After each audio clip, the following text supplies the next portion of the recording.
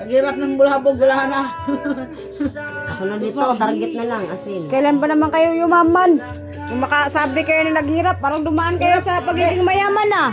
Hirap na At least guminhawa, sandali. Ito lang naman hindi humihinga eh. Uy, Ito talaga giginhawa to. Bako. 50-50 na to eh. Wala, hurot nagkuan.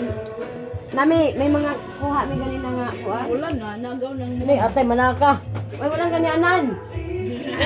Ang layo. Ang layo na pa ng pinagkukuhanan ko yan. San France pa.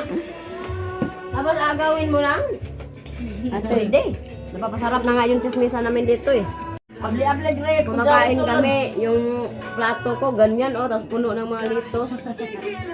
Pero ngayon hindi na kasi dati magasto ako. Baso. Ngayon tipid na ako dahil wala naman na akong panggasto. Tingnan natin yung ref niya kung totoong tipid ba. Wow! Walang lawan. Daming laman ah. Punong-puno ah. Ah! Pinandar mo pa.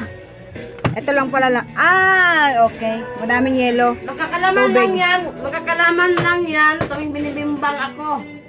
Kasi ganado ako pag binibimbang ako eh. Pag walang bimbang, walang laman ang ref. Kaya nga, alam nyo na ha, pag walang laman ang ref, walang bimbang. Pag maraming laman yan, matinding bimbang. Pag puno, walang pahingang bimbang.